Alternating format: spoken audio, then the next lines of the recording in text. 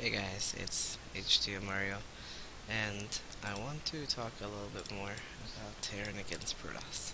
One of the reasons why I do this matchup so much, and one of the reasons why I practice it the most and I show it to you guys the most, is because Terran against Protoss is very highly, um, it's got a lot of critique, I guess, is one of the words used in these forms. It's one of the hardest things to really play as a mech player because you're always behind.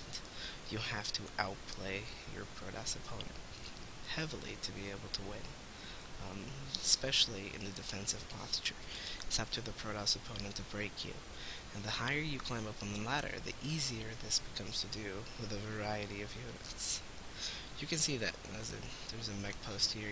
There's a lot of mech posts in the forums at the moment, so I want to clear up some controversy on how mech works and one of the reasons why it works in some areas and why it doesn't in some others. You can see there's a mech post here, tank post here. There's what mech is.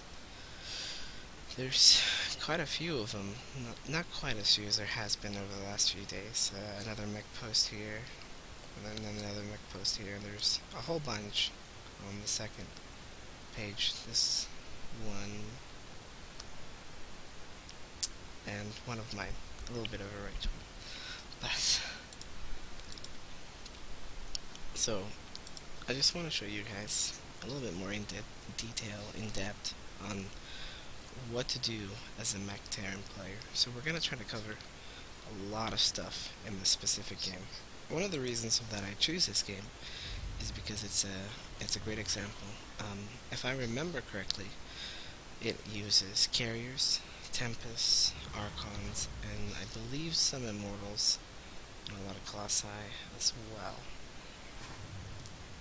Yes. So one of the things I want you guys to know is that, first off the bat, a lot of people are saying that Tempest is an automatic guaranteed win against Mech, and that Immortals are an automatic guaranteed win against Mech. This isn't the case. This isn't why they work. You see, the reason why they are strong against Mech is because they deal a lot of damage without needing proper positioning. So, as an example, if you don't suspect a Tempest switch and you don't build enough anti-air, the Tempest switch can flat outright kill you. That's very true, but it isn't impossible to deal with. There are certain things we have in place to deal with the Tempest switch, and certain things that we always have to pay attention for. And same thing with the Immortals. If you don't respond quickly enough to the Immortals going near your planetary fortress, a few Immortals can actually snipe a planetary fortress, so you don't need that many. Maybe 4 or 5 could do it, and then as you repair, you'll probably end up needing like 6 or 7. So Immortals itself are one of the best ways to snipe planetary fortresses, and that always makes it a little bit harder to take expansions. But I do want to show you guys some ways that you can deal with these, and a lot of the Terran against Protoss strategy that I have found is dealing with them is having the perfect defensive strategy in the early game, transition it into the mid game, and then you can't really be too heavily aggressive. You can be, depending on what you scout and if you have the proper unit composition at the time for the Protoss. As an example, you can have pure Hellbat Siege Tank, as long as they are not excessively heavy on Immortal Archon. And if they aren't making an air transition, you are then able to attack the Protoss player and move out on the map, because it's a lot harder to punish you. Yeah, it's a lot harder to punish you. So Rainbow Dash is a Grandmaster level player. He was rank 30 Grandmaster previously. He faces a lot of top 16 GMs like the Muslim and stuff like that. This isn't his original name. This is a friend of mine. So I used to practice with him a lot, and I've been practicing with him a little bit more. He's a really good player.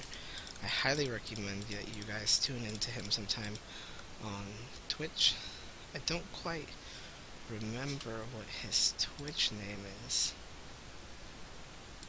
but I should have it followed. I'll get that back to you guys. I'll post it down in the link below.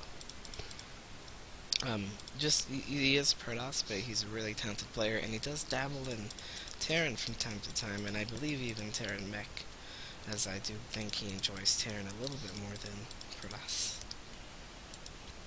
So we're going to go into heavy detail of what we scouted, and exactly what's going on. First of all, we put the supply depot here, always. It is mandatory.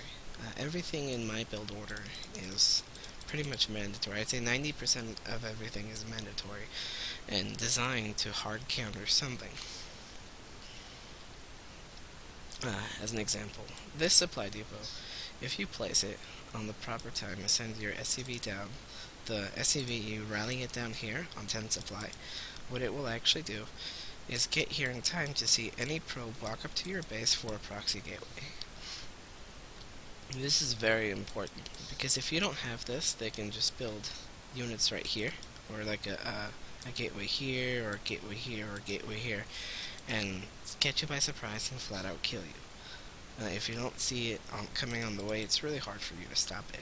If you do see it coming, you can either, A, keep mining, and surround all of his if you can keep mining, and then surround his gateway with buildings, a combination of supply depots and barracks around the gateway, and you will trap the zealot in, and you can just kill the pylon.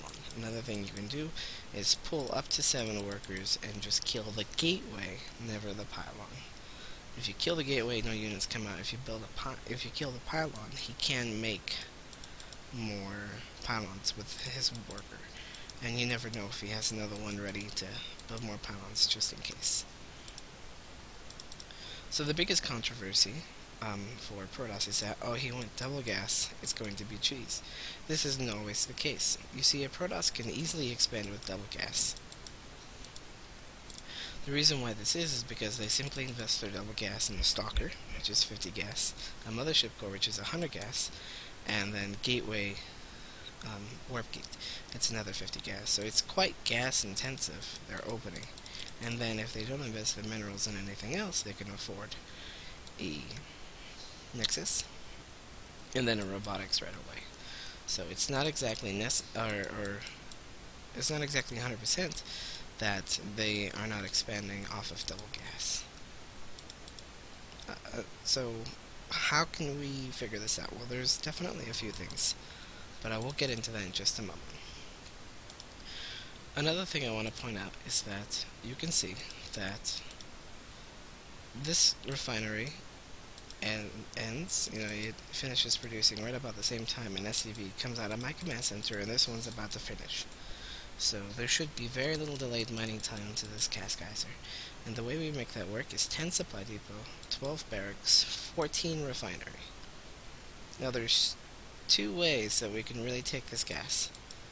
So we can either make a 13 refinery and only leave 1 worker in here at a time, and that will kind of give us our desired goal. Or we can do this transition where we take this SCV and it's going to go in here, and then the 15th SCV coming out of the command center gets rallied to the refinery, and that will help us also accomplish our goal. And what is our goal? Well, our first goal is to get out a Marine. It's not entirely necessary. You can go at 12 gas and get a Reaper, but that does leave you open to quite a few things. See, the Reaper is usually the safest opener, and I really like the Reaper opener.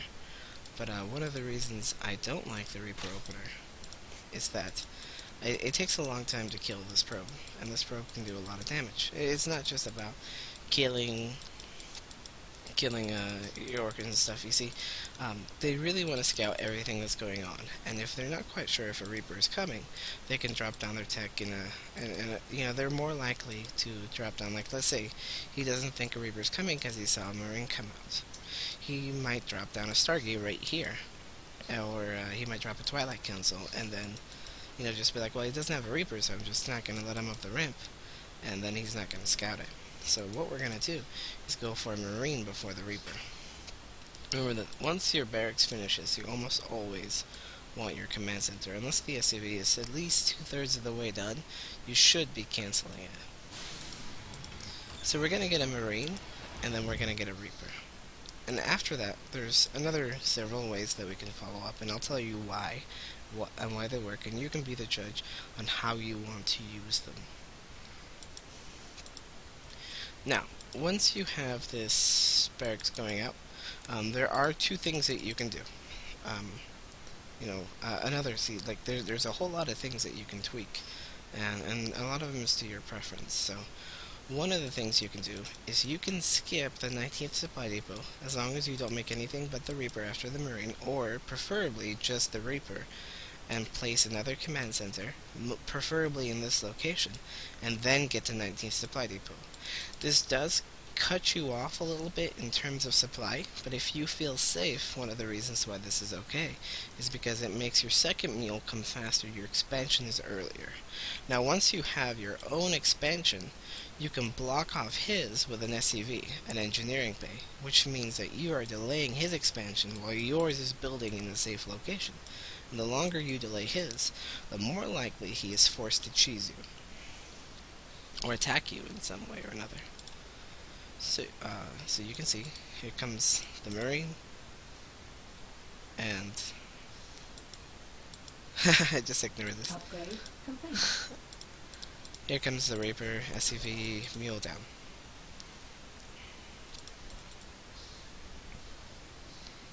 I know Rainbow Dash really well. We're pretty good StarCraft friends, so he's a really chill guy. I talk to him a lot, and he helped me develop my current style of mech, actually.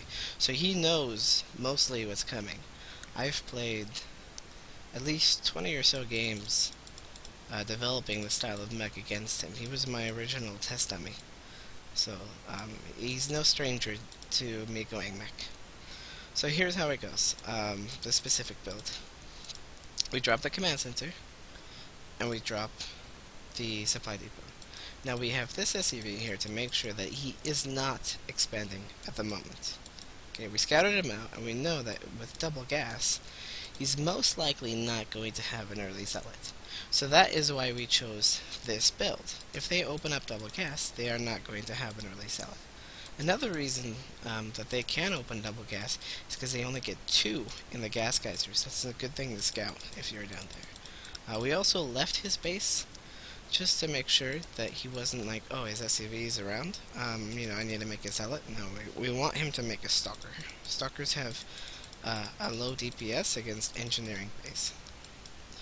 So you can see that we are going to supply block ourselves. It is going to happen. We are going to lose an SCV and a half, I believe. But our command center is way sooner. Now this Reaper is going to scout him out.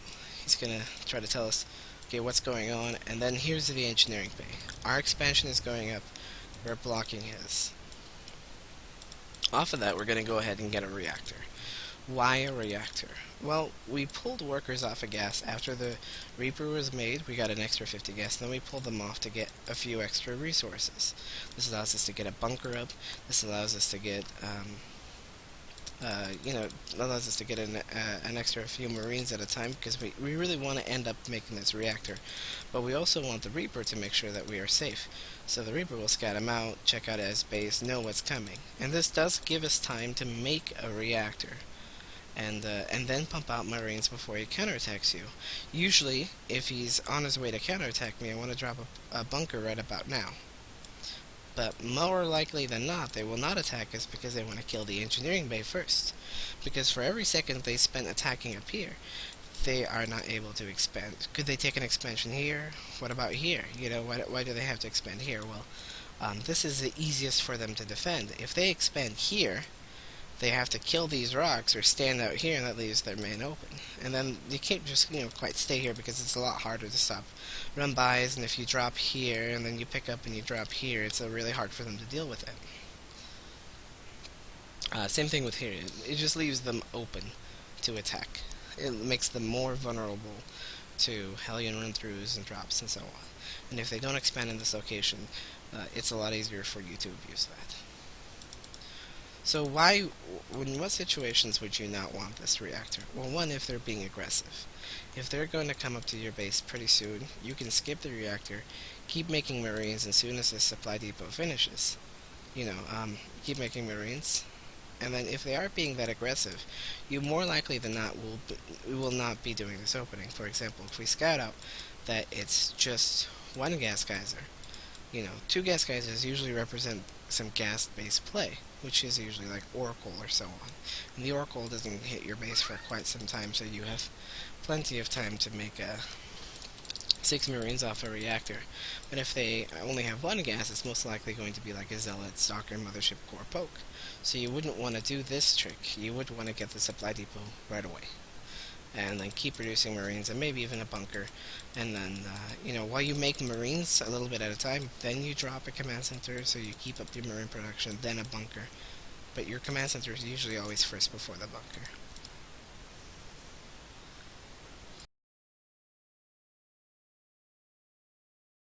Alright, so let's continue.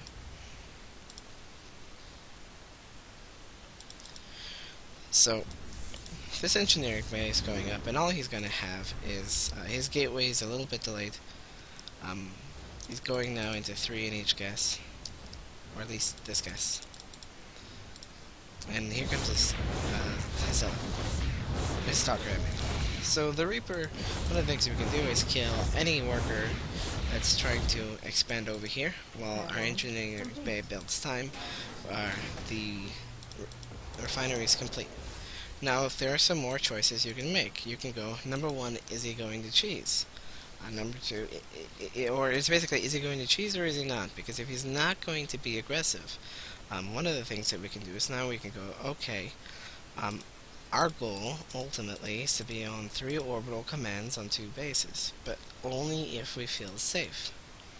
So, we did drop a bunker here, so we're pretty safe to run through because we didn't see anything capable of running to our base. You know, we went all the way to the other side. We have this engineering bay here. We know his mothership core is here, so he can't poke at the edges. And we didn't see any units on the way, so we know we're in a relatively safe position right now. Maybe if he's going like oracles, but we are producing marines 2 at a time and 6 marine speed in oracle. So since we feel so safe, I drop another command center. Again, only do this if you feel safe. Otherwise, you will kill yourself. This will cost you the game if he does some heavy type of cheese.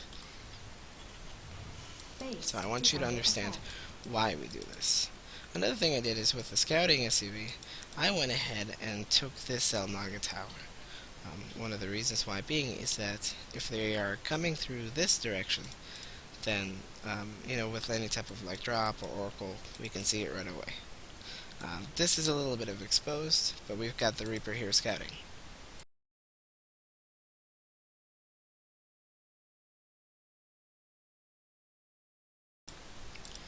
Alright, sorry about that. So the Reaper's going in here to scout. You can see that I've kind of queued up. I want to see around this pylon what's building in this location. I know that there is a pylon here and a pylon here. So this is kind of where his tech is going to be, but there should be 3 pylons at the very latest in this stage. So our goal is to find the 3rd pylon, which is usually where the tech is put on.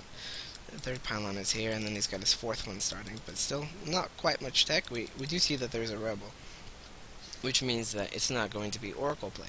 He doesn't have the gas for it, see? Even though he started off with 2 gas, and even if he had this gas geyser, the oracle play will, or, you know, even if he had 3 in here, but he doesn't need 3 in here. This is intentional, because you can see that there's nothing else really to produce right now, and he's got 46 gas, so that's great. He's going to have enough for the observers. No, so we want to kind of scout out what it's going to be. And here we are, you know, just rallying in our base. Everything's hunky-dory. This is clever on his part, keeping a worker up here so he can see a scout out. That's why I put my Reaper up here, so I can see him move out as well. So we go in, take a look. While we kind of skirmish, you can see we get our orbital command right away. Paying a little close attention, trying to do some harassment. We see the robotics facility, and we see another stalker. So there's some things we can assume off of this. One, it's not Oracle, which is awesome. it's usually not going to be open. We see also that the Nexus does go down, which is, again, awesome. We kind of want to make sure that the Nexus stay down. We don't want them to cancel it in 4 gate and try to bust up our front. But since we saw the Nexus go down and we saw the Stalker, well, we think, we didn't see a Zealot. There isn't too much threat of a run-through, so we're going to go ahead and put a bunker on the low ground and take our expansion, go into a factory, a second gas, an engineering bay. Why are we doing this? Well, um, so the reason why is you want the engineering bay to stop warp prisms, you want it to stop missile or observers, and you want it to stop Dark Templar possibilities.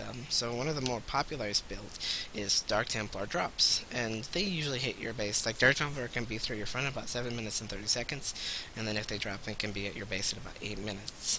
This is one of the reasons why we get it at 6:30, because it's in preparation for both. They also can delay oracles. It's usually not very likely, but they can delay oracles and fly to your base, and then this engineering base stops that as well. Now we're getting our factory, and we're getting another gas geyser. The other gas geyser is because we are now up to 3 command center. We're going to have plenty of minerals, but we do need some more gas because our factory is going down. We want an armory, we want a starport, and so on. So we need the extra gas geyser. When the factory goes down, or it finishes, we definitely need the extra gas geyser. Usually we wait until after the factory finishes so that we can get a sooner third command center, but in this case we got it really early using this build, so we can get it beforehand. So, yeah, there we go. Let's go ahead and take a look. So here he is with one stalker. We try to kill him, push him back while our bunker finishes. A little bit of micro here and there.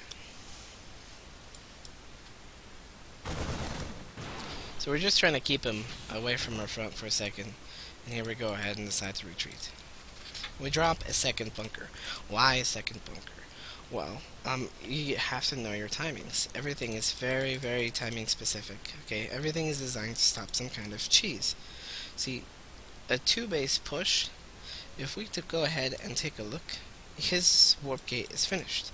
Now his gateways, usually if they go warp gate robotics facility, they will often open up with 2 gateways right away after that.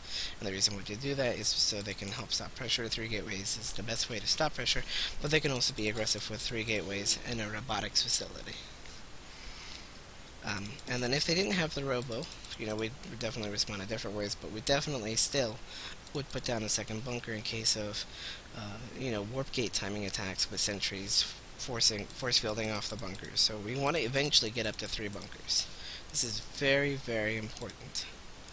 You don't want to risk hi.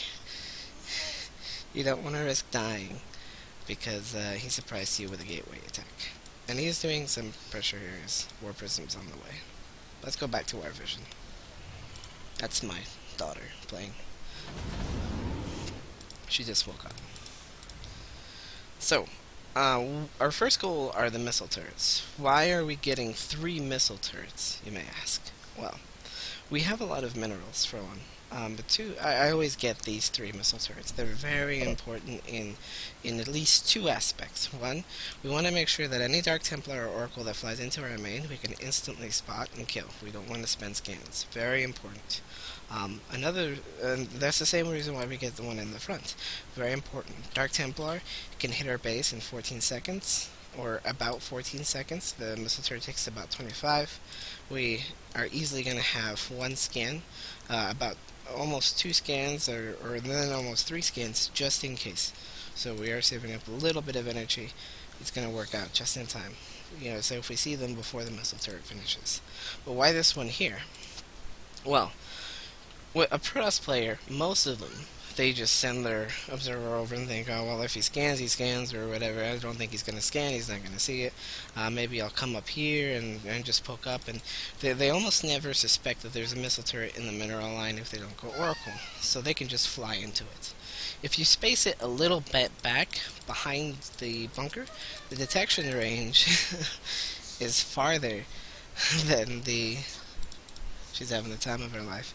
The detection range is farther than what the bunker actually sees. So the bunker can see like, or attack to like right here, but if the missile turret is here, he can see kind of this edge, so about the same range of the bunker, and it's a little bit spaced back so that when they fly up and see this, before they kind of see the missile turret, they are being attacked. So it's about relatively the same. So we want it spaced a little bit back. So these can also be used to have observers fly into them and give you free kills. You know, if you kill an observer with a missile turret, that missile turret was definitely worth it, resource-wise, because you're trading minerals for gas. And then they make you safe against Dark Templar. So a lot of this build is to make you safe against X possibility. You are preparing for almost everything, and it's up to you to kind of scout it. But most of it is accounted for. So ultimately, I would like to, and I'm trying to see what's out here, but he's still there. Ultimately, I would like to see the cheese, but I would say 80% of the cheeses are covered just through the build. And here's the third bunker. Trying to take down these rocks. Here's a siege tank. We do want the siege tank. Why do we want the siege tank? I do have a little bit of a supply block problem in this game, but why do we want the siege tank? The siege tank is the best way to shut down gateway pushes. They are so great at killing sentries, and they are so great at killing stalkers.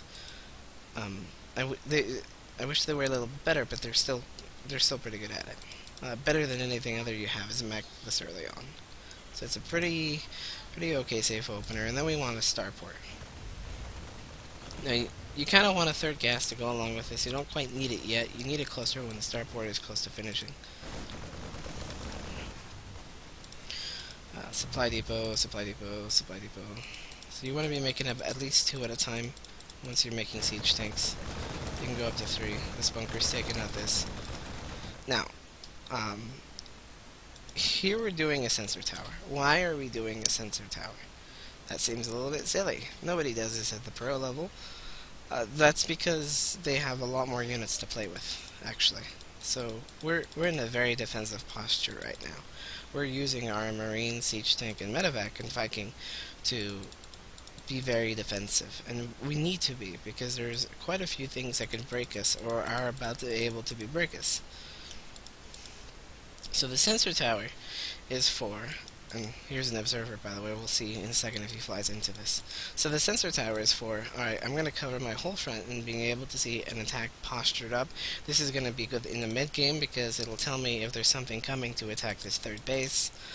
This will basically tell me that if I'm dealing with a drop up here, if I need to instantly abandon this base, lift up, move inside my main, or if I have time to come down here and defend it. So this sensor tower is really helpful.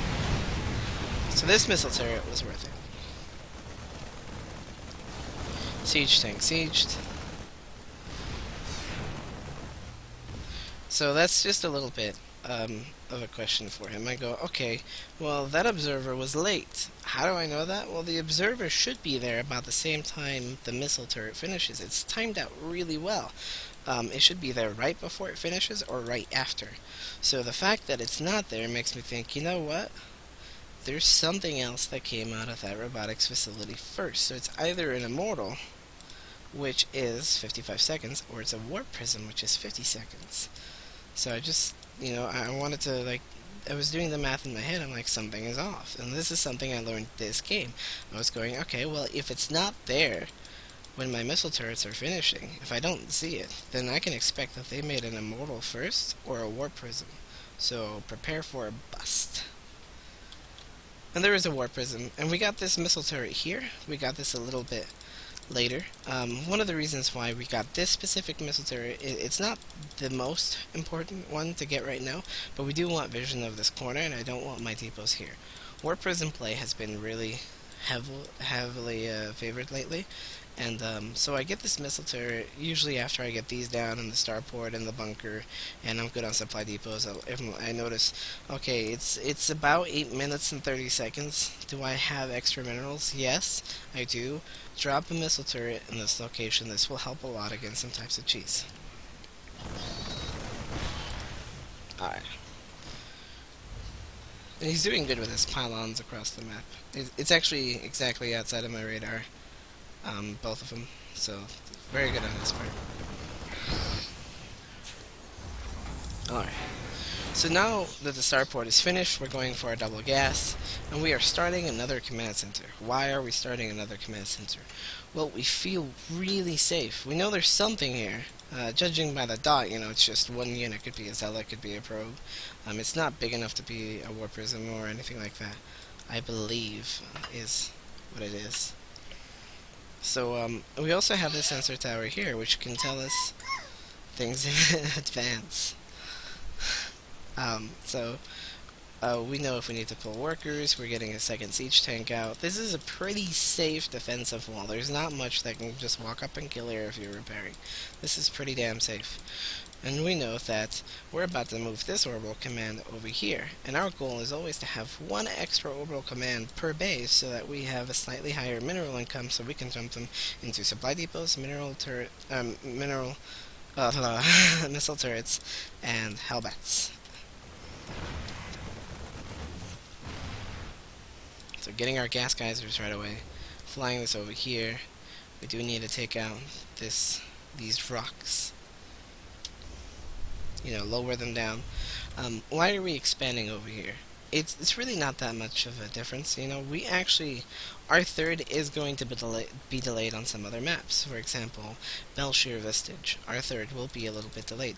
Can we get the third like this? Yeah, it's definitely not impossible. If we still feel safe, we can drop the bunkers on Belshire Vestige around the front and kind of defend like that. We can even make the third a planetary fortress. You see, we could wait until this finishes, fly it over on a map that's really hard to hold our third, and make it a planetary fortress. And there we have our third. And that's okay. You know, you lose a little bit of minerals, but you gain the security of the gas, which is far more important. So once we are in a good position, we want to start our factory and an armory. We should start the armory in just a moment. There it is. So we want our second factory and the armory about the same time. And here's a zealot. Again, he's got some good pylons across the map. Kind of being annoying. Here's something fast comes in. Overall, he hasn't really been able to scatter base. Here's a missile turret. Able to deal some damage. He's forced to retreat. And he's kind of poking up over here.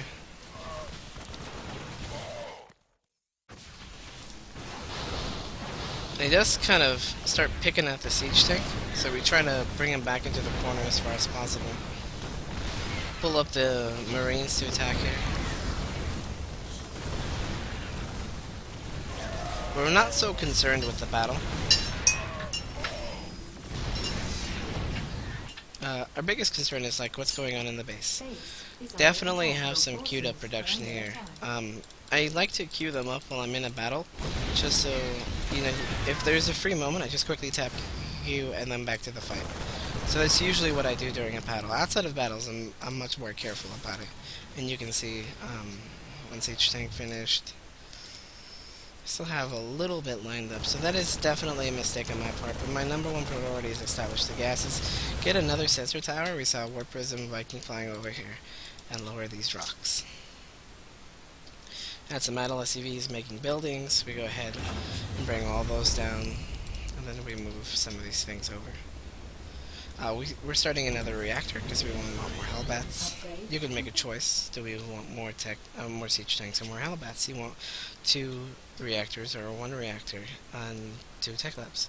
So the biggest difference there is that if you want more Hellions to be able to harass, pick up, and drop, this is really the better way to go. You know, and more Hellbats and Hellions, they make it easier for you to hold specific timing pushes and all-ins, but the siege tanks make other things easier, and they make it easier to get a fourth, so it's a bit of a trade-off. You can go, how many minerals do I have? Do I really need a mineral dump?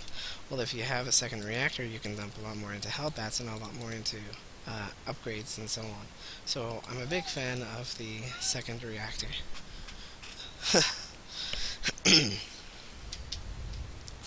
Yeah.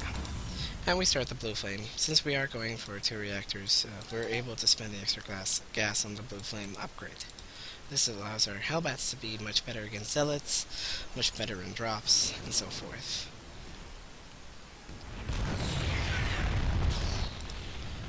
So let's go on a little bit further just for a second. So we're making Vikings one at a time. Why are we making Vikings? Well, we don't really need that many right now. We can use them to get rid of War Prisms, or we can use them to get rid of Colossi. We don't need too many Vikings.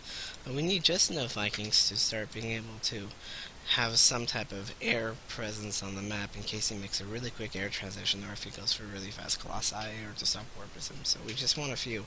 At least 4, preferably.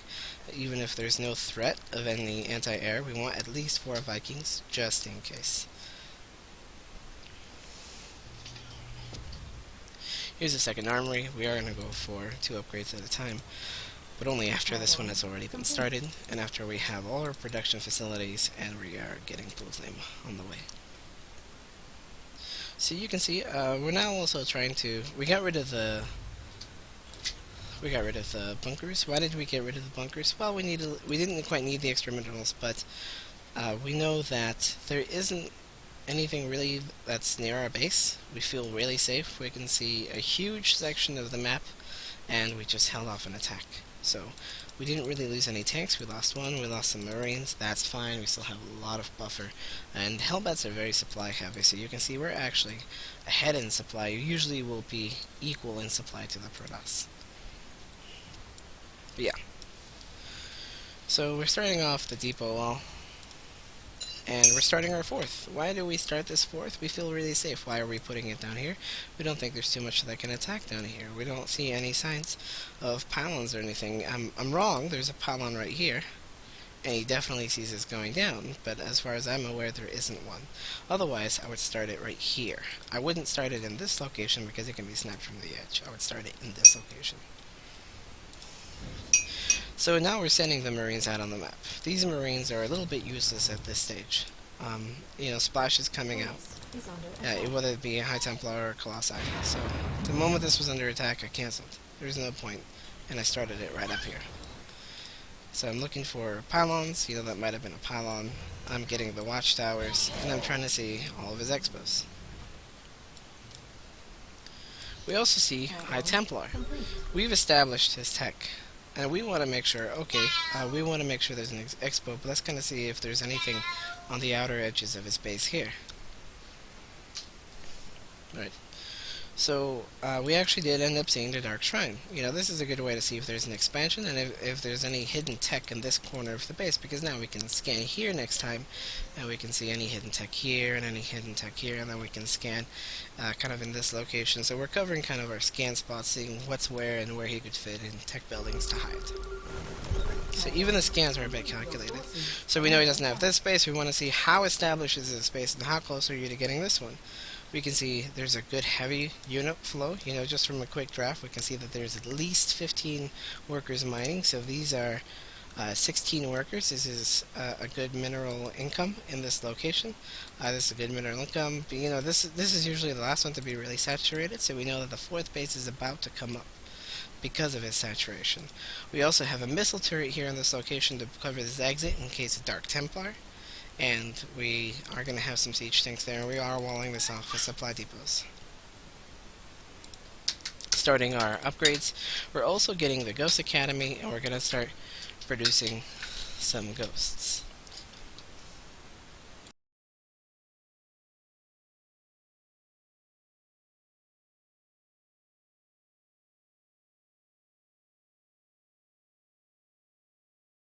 Alright. That's so cute.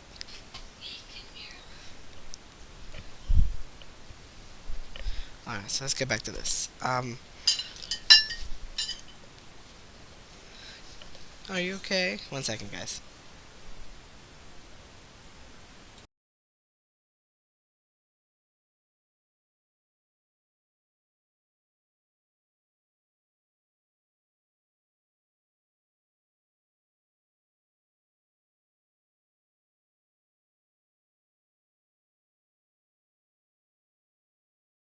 Sorry about that, guys. I am a father, and my parenting comes first before StarCraft, which is why I am not afraid to take breaks when I stream, when I play, everything, just flat out leave the game because my children do come first. Alright, so we have our 4 factories. We got the ghost energy on the way. So the 4th factory is always going to be a tech lab. We want an even number of tech labs and reactors. And then we start another factory. And you have to go, alright, once I'm on 3 bases I need a turret ring. Well, we've already established this one in the sensor tower and we have a Viking here. That helps. We've already established this here and this here. That helps. But, a big attack can come very soon. Usually, a lot of big plays are around the 15-minute mark, so you can see that I'm preparing 1 missile turret at a time, sometimes 2 at a time. But since we already had this, only 1 right now. We got 1 missile turret here, we got a 2nd missile turret here. We are not going to need 1 here, because we are going to get the upgrade for the range eventually. So this one and this one will cover it pretty well. If he flies in between here, he'll be hit by both missile turrets. And then we're gonna probably get a missile turret here and here. Why so many missile turrets? Well, it's really, really important to get these missile turrets. You do not want a war prism in your base. You want a missile turret here, and you want a missile turret ring here, and you want 1 missile turret in this location. It's very important that he doesn't sneak past through. It can flat out cost you the game if you're out on the map and the war prism gets into your base. You want to make sure the only way through your base is the front, and you want to make sure that it's not possible.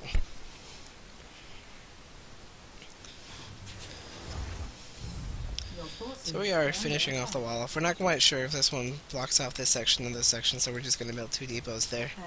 Not that big of a deal. We start another command center here. We're at the stage where we can go heavily command centers. We have a pretty good mineral income, and soon we're going to be trading SCVs, so we want a healthy size of command center. You can see we're making Hellbats. Now, we're making Thors. When a lot of people have asked me from my last guide, when do you start making Thors?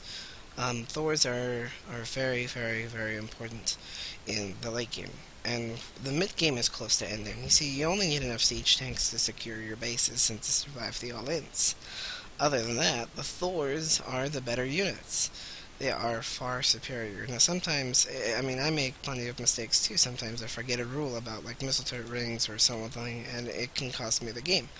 In many games, this has happened a lot because, you know, you need the Thors. Thors are now kind of the backbone of the late game mech army. It's necessary. You need quite a bit of them.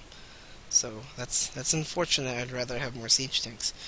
But to survive some of the imbalance of Archon Immortal against siege tanks, because you know the Immortal is three-shot siege tanks, but it takes more than 10 to kill one, so which is kind of a little iffy.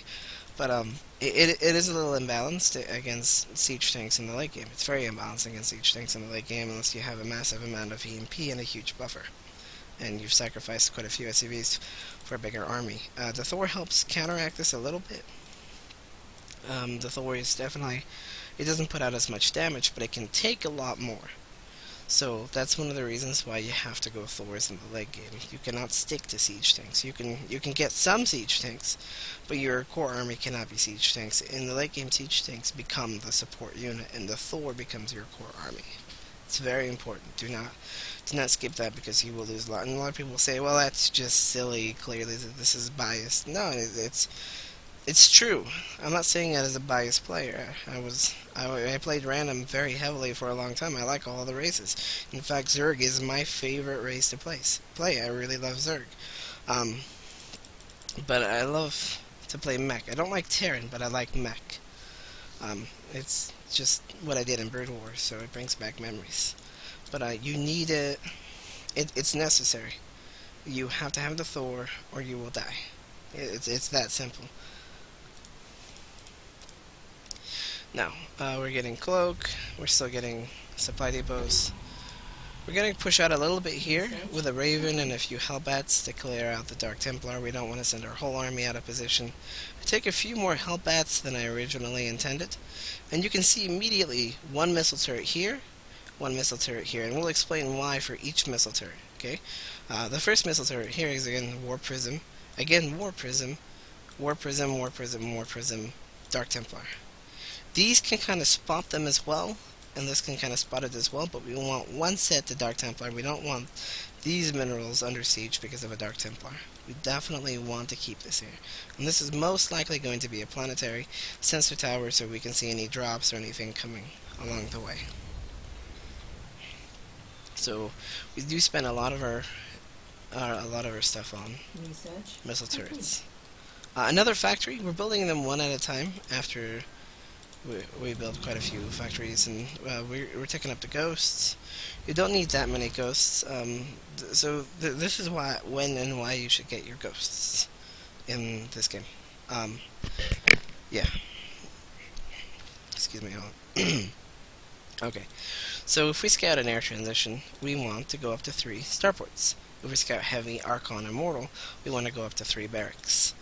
If we scout this, few Archons, few Immortals, Storm, we don't need that many ghosts at a time. You see, because it's really hard for him to push in locations. This army is kind of like a crushing army. It's designed to crush me moving around on the map. If it can't do that, if I'm in a defensive position, I'm okay. So, in reality, as long as you're behind a wall, it's okay to get 1 ghost at a time, and 1 Viking or 1 Raven at a time, as long as you're behind a wall. And he doesn't have a massive air transition. He is going air now. You can see 2 Stargates are building. But up until this point, it wasn't possible for him to do an air transition. You see, we kept an okay tab on his army, and we knew that he was going for Storm. And right after Storm, you know, we knew he already had Robotech. He knows I'm going Mech, so more likely than not, it will be Immortal in around 15-16 minutes if he doesn't try to do some type of harass with War Prism, which we've seen him utilize.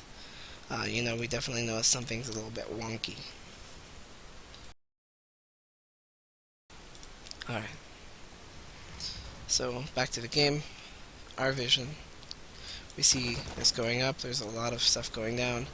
And we know, you know, we retreat this back to our base. Well, why are we still finishing this? Well, there's no guarantee he's going to attack over here, to be honest. And we can mule, and we can plant our siege tanks here, and if he goes down here, we can trap him. You can see he's killing this with a Dark Templar. He's trying to keep us busy, so we're actually going to move 1 siege tank over here, which is always a great idea to kind of kill the Dark Templar. I'll do that in a second. So I pulled him out of my army to send him. I always, when they come in range, I always scan the army, know what I'm dealing with, know how can I attack it, how can I defend it, what do I need to do against this army. We want to know the exact amount of units he has, how many High Templar do I have to be worried about, how many Immortal, how many Archon. So this is a heavy you're not going to move out play. So to make sure that he can't harass the space, I'm getting it as a planetary fortress. This one will be a planetary fortress in case it kills the rocks. So he can't go to my side bases and really harass. He can put like a stalker here or there, and that's fine because my units are right here. And then we don't do that in this location because my units will have to travel down or, you know, be postured up here to kind of kill it, but then it could stand here, so it could be a real pain in the butt. So that's why.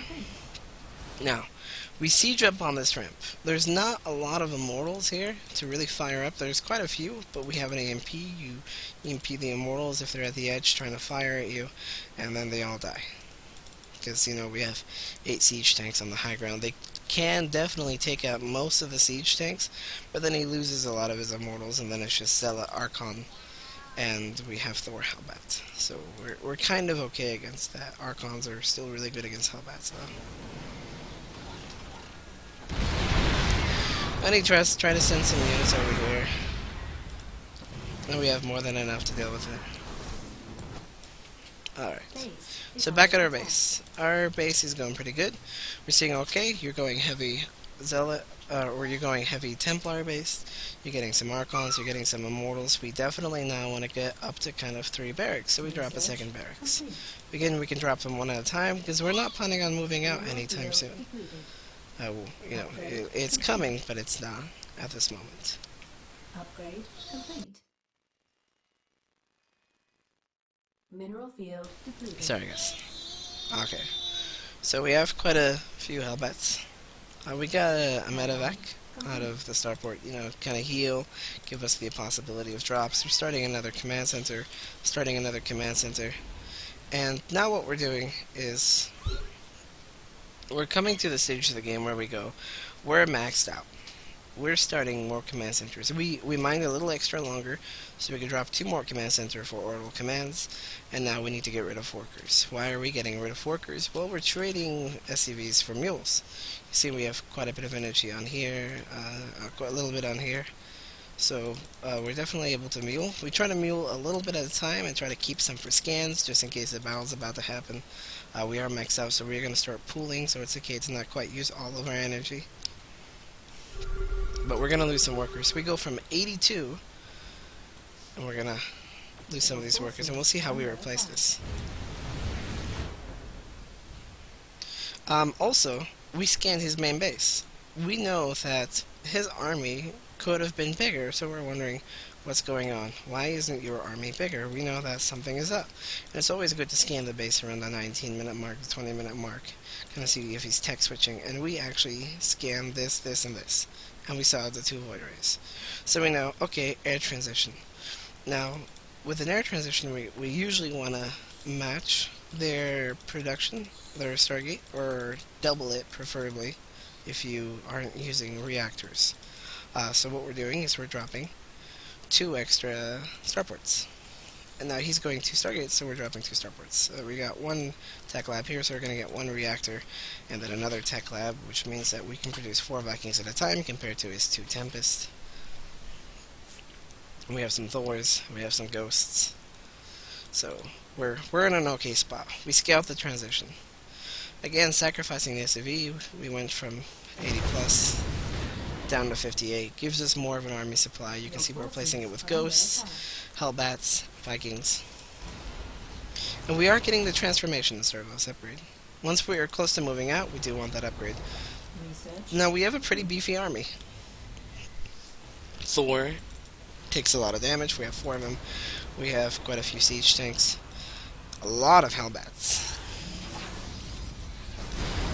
We do see this on the radar. We're clearing out the pylons in the area, making sure that that Dark Templar there was cleaned up. Getting command center, moving this a little bit back towards the planetary. So now we're trying to figure out where his army is, and we're trying to move around the map. So when you push out, you always want to know where the army is. You can also see that while I'm pushing out, I'm dropping more command centers as these orbitals get started. Why, you may ask? You know, I'm losing all my money. Yes, I am losing my money, but I will need these to not only secure this base, but I will need them to supplement my income because I lost a lot of SCVs. Alright, so we also start the +1 weapons upgrades. The only reason we're starting this is because we have an okay amount of gas, and we're starting to become ghost heavy, so we want our ghost to be a little bit stronger. It is not necessary, it's something I am experimenting with. I will tell you flat out, it's not a guaranteed thing I do, but you can see the ghosts do 20 damage against a zealot, and then, you know, with an attack upgrade, I believe they go up by 2 at a time, so you can go up to 26, which definitely helps. It's not a bad thing. Trying to get our watchtower with his Hellbat. Again, we scout, see what's going on, and we're thinking, okay, well, you're attacking up here. To push through this choke would be foolish. So what we're gonna do is position our... Oh, she's playing. Is to position our siege tanks kind of down here and poke at this base.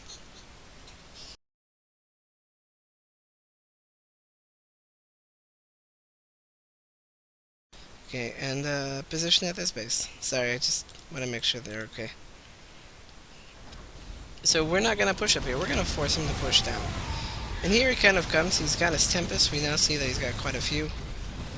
It's okay, the Tempests in small numbers don't do that much damage at a time, so he can't really kill us even if he kills the Vikings. We're doing some okay damage. You don't want your Hellbats this far out, we're going to have to pull them back. You can see that we are pulling them back to the siege tanks. And it's kind of okay. He's counterattacking here with some Zealots, so we're going to rally them on top of the Zealots. So, you know, we left our wall up, which was a mistake. We're thinking, okay, we're just going to push down here. You know, we want to make sure, okay, there's no flank coming. We're just going to go balls to the walls, everything inside. Yeah, and here he comes. We're trying to kill off as much as we can. He's doing his economic damage, we're doing our economic damage. He loses a base, which is huge, and he loses a lot of workers. And we've got the Thors in front, tanking damage. We got the siege tanks here, some Templar. We want to make sure we kill off these workers. We got some EMPs going off. And we also, as a rule, once we have all these upgrades, we always get a nuke. And you never know when it can be handy for defensive or offensive purposes. One nuke isn't that expensive, and here I decide, alright, well, I have one nuke. I'm gonna nuke this pylon. We'll see how that does in just a second. You can see how I'm reinforcing. We're cleaning up our base. We're trying to split away from the storm, snipe the Templar, move in. And the nuke actually depowers quite a few gateways. 4 gateways to be exact. So definitely worth it. Less reinforcements, cannot warp it as much. In the same time we took our expo. We do have to finish up this command center. You can see we have more SCVs than him now, and we're replenishing. What are we replenishing it with when we're fighting air? We want to replenish with Thor, Halbat, Viking. If we're fighting Colossi, we kind of want to replenish with a few siege tanks or Vikings. You know, it's kind of a bit of a choice there, but I prefer the Viking option. And we want some Hellbats as a mineral dump. We want some Ravens for the Tempests. So we're getting 2 Vikings at a time, 2 Ravens, and this will allow us to point defense drone. You can see that we are actually going up to, we got three reactors, and we have 3 tech labs, and then we're getting an extra reactor on a barracks. So we are favoring reactors, 1 reactor over tech lab, because we have a lot of other things that are producing gas units, and we need a little bit more of a mineral dump in this situation. Alright, so let's go ahead and keep going. We don't quite have this mining anymore. We're keeping this just in case something goes down. We suddenly lose a base. We are gonna mule the crap out of this base. Always mule your farthest expansions if you can help it. Kind of scanning him. I forgot that this unit was there. I was surprised it was still there, so we're just trying to kill some workers. And we see carriers and tempests. Can he afford this?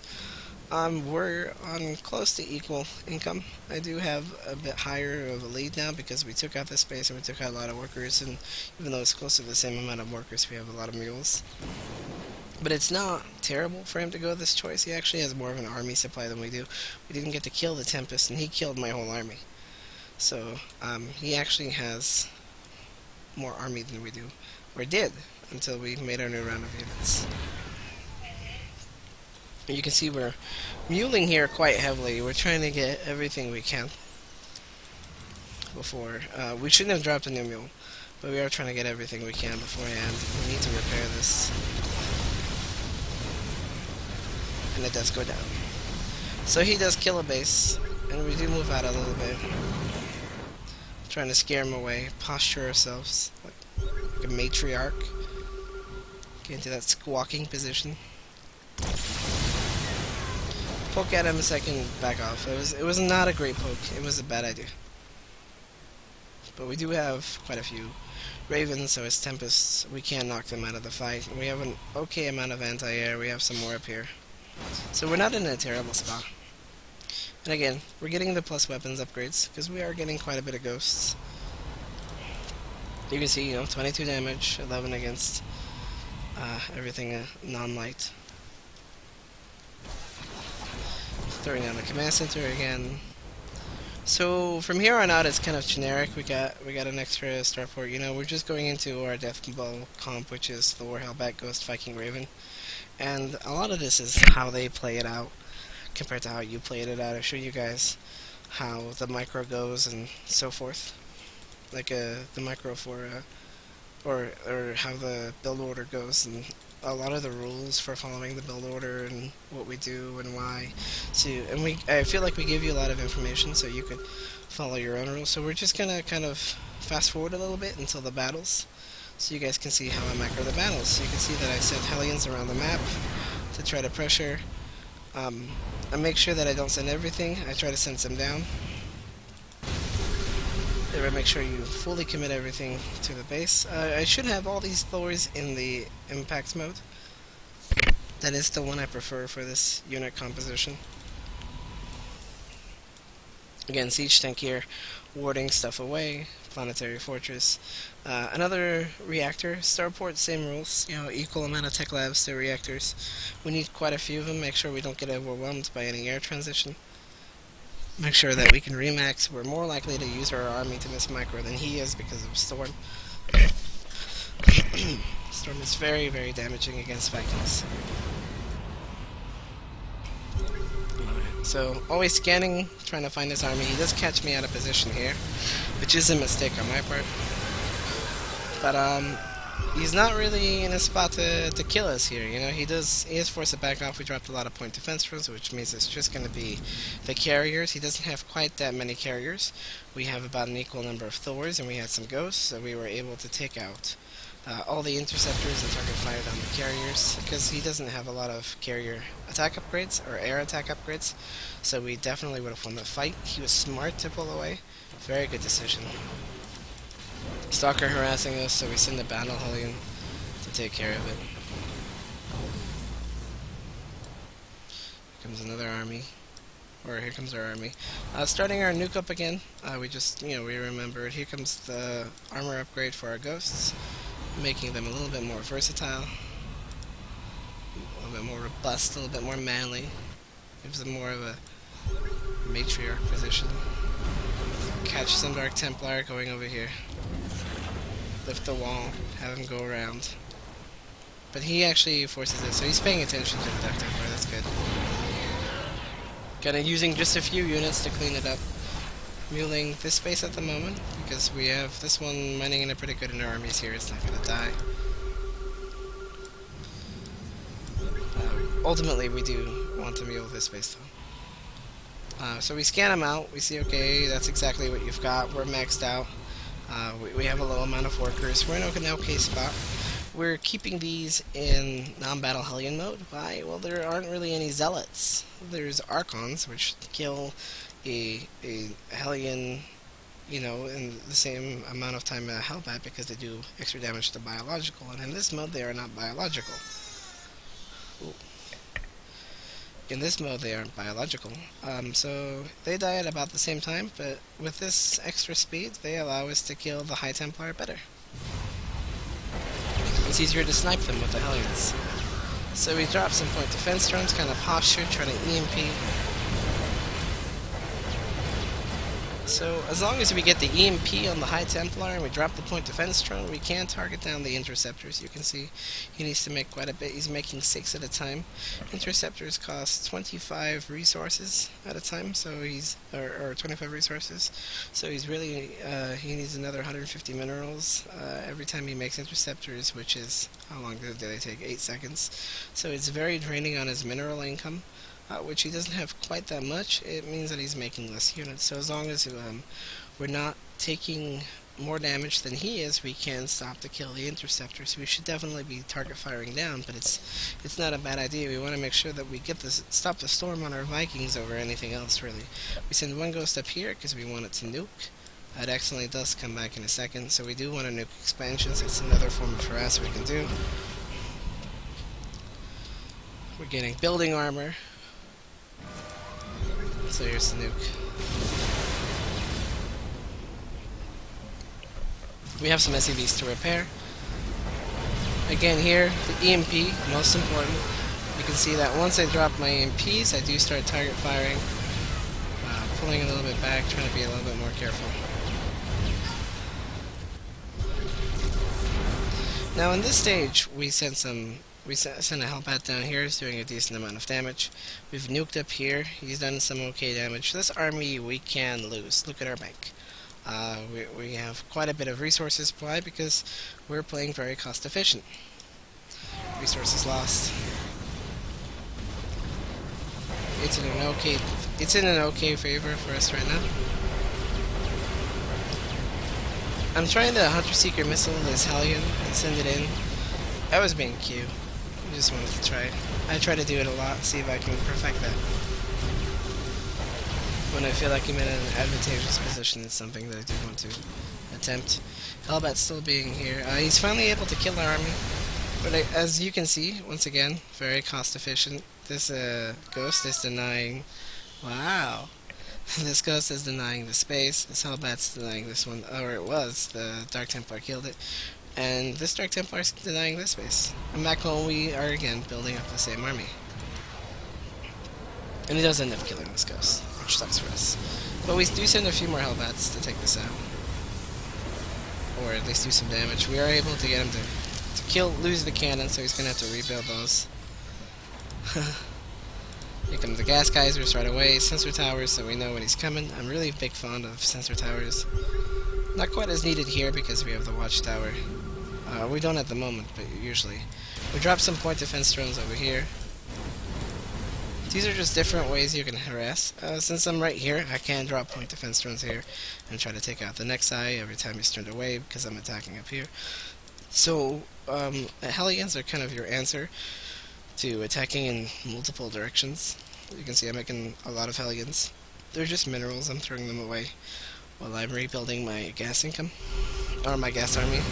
Trying to kill as many workers as we can. But we don't quite want to lose them for nothing, so make sure you're not throwing them away. We're still in a really good spot. We have about the same amount of workers, but with the combination of our bank, we were able to make a much larger army than he is. And the Remax was able to heavily go into our favor. So that's game. So I hope you guys learned some things here about Terran against Protoss. I'm sorry for the interruptions, but as I said, my kids come first. So thanks for watching, guys, and I hope this clears up some questions.